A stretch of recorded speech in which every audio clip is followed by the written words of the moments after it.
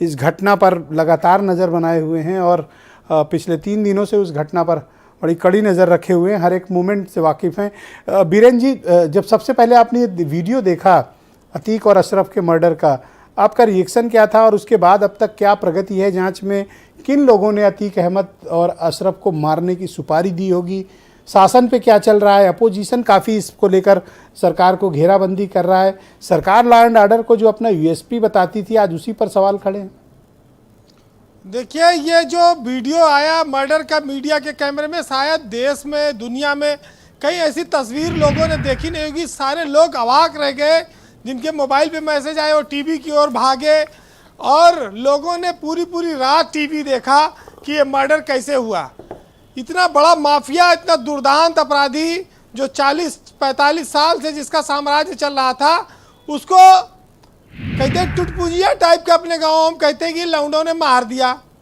एक गया निकाल के लाया, पट मार दिया। हमीरपुर का वो लड़का जो एक लड़की को थप्पड़ मारने में जेल गया था, जिसका पास जमानत कराने का पैसा नहीं था, चंदा लगा के उसकी जमानत कराई गई थी। और वो आदमी छुट भैया वो इस तरह से पिस्टल विदेशी चला के मार रहा है। बड़ी सारी चीज़ें देखने में आश्चर्यजनक लगती हैं।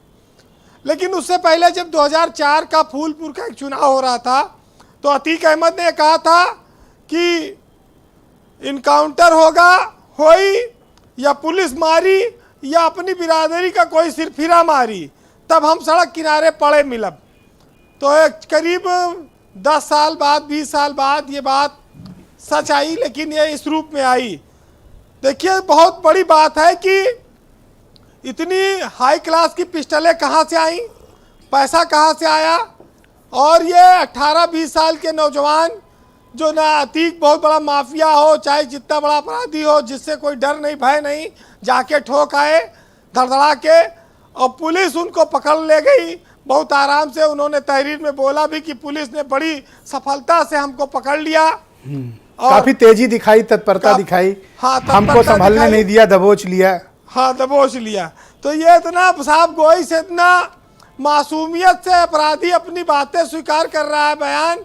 ये तो कई बार सोचने पे हंसी आती है कि जिसका घर छप्पर का हो, जिसके यहाँ खाने के लाले हो, वो इंग्लिश पिस्टल से वार करेगा। बता रहे टर्की की पिस्टल है, 10 लाख की एक आती है जी। वो लोग ये बात कह रहे हैं कि जब अतीक के यहाँ जो उनके नाम पर जो ईडी के छापे पड़े, तमाम उसमें कोई गोयल आया, कोई अग्रवाल आया, कोई व्यापारी आया, कोई बिल्डर आया, कोई सफ़ेद पोश नेता का नाम आया, 45 नाम अतीक अहमद ने लिए हैं।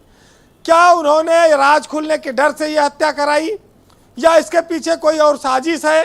ये बातें पता नहीं सामने आ पाएंगी कि नहीं आ पाएंगी, क्योंकि आपको याद होगा कि मुन्ना बजरंगी का जेल में मर्डर हुआ है काफ़ी साल पहले। आज तक वो सच्चाई सामने नहीं आ पाई। वो भी एक बहुत बड़ा, हाँ, हैरानी की बात है। उसकी जांच, मुन्ना बजरंगी मर्डर मामले की जांच सीबीआई कर रही है और सीबीआई आज तक किसी को समन भी नहीं कर पाई, एक नोटिस भी नहीं दे पाई। ब्रजेश जी, हम लोगों ने सुना था कि श्री प्रकाश शुक्ला बड़ा बेखौफ बदमाश था। हाँ। ये तिवारी और मौर्या और ये सब लौंडे जो है, ये इतने बेखौफ बदमाश हो गए कि पुलिस दर्जनों की संख्या में थी, पूरा मीडिया था और मीडिया के फेस में तड़ गोली मारने लगे। आप उन्हें लौंडा कह रहे हैं, लेकिन उनका कॉन्फिडेंस देखा था शूट करते वक्त, उछल के गोलियां मार रहे थे। अतीक अहमद तो एक गोली में गिर गया, 1 मिनट नहीं लगा मरने में। अशरफ जब तक समझता तब तक उस पर भी कई गोलियां दगी।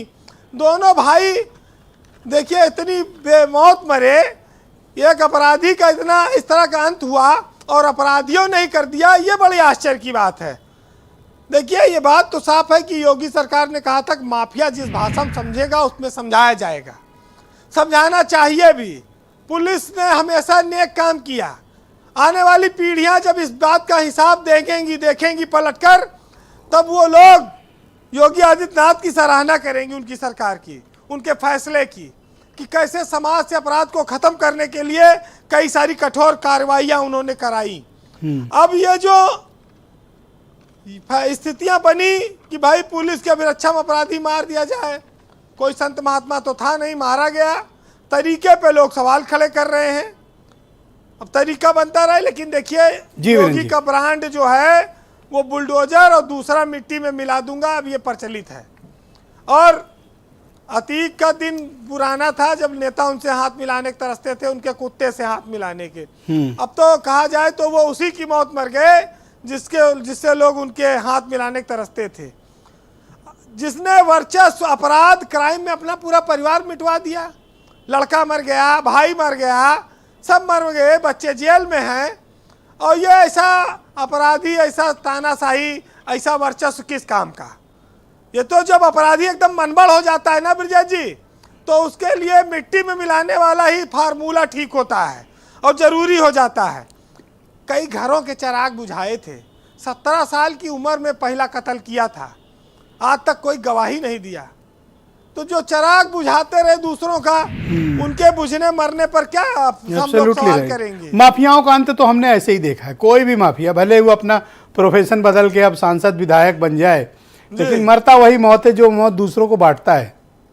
देखिए, एक बात तो ये साफ हो गई कि अब जितना अपराधी हैं अस्पताल जेल में, वो अस्पताल जाने के नाम पर डर रहे हैं। उनके चाहे जितनी बड़ी बीमारी हो, लेकिन वो कह रहे हैं भाई हमें अस्पताल न ले चलो, जेल में ही रहने दो, पता नहीं कौन कहाँ से आके मार दे। ये स्थिति बन गई है अतीक जैसे लोगों की वजह से जी। और पहले तो गुर्राया था कि कहे का डर, रास्ते में बोला था आ रहा था साबरमती आश्रम से, लेकिन जेल से अब देखिए क्या हाल हो गया। देखिए, एक साहित्यकार ने लिखा है कि कोई मुनादी करवा दो कि शरीर भारी हो गया। जिसका शरीर बहुत बड़ा था, पहलवान लोग कहते थे, पहलवान की हालत क्या हुई कि जाग रहा था बरसों से, आज वह जाके सो गया है। और एक वक्त था जब जागता था संग तू रातों को, आज तेरा रंग क्यों बेरंग कहीं खो गया है। कहानियों की शाम उन चमचमाती रातों में, थे ठहाके खूब तेरी बस तेरी ही बातों में। आज बैठे हैं ये देखो, बेसुध जमाना मुझ में था सो गया। और मुनादी करा दीजिए कि शरीर भारी हो गया। और एक बात आई प्रयागराज में कि अजब तमाशा हुआ राम के साथ, और कत्ल अतीक का हुआ जय श्री राम के साथ। तो ये जो नारा लगाया इन लोगों ने, ये भी बड़ा अजीब था। बहुत शुक्रिया आपका वीरेंद्र जी, बहुत बहुत धन्यवाद हमारे साथ जुड़ने के लिए। बहनों भाइयों, इस पर चर्चा को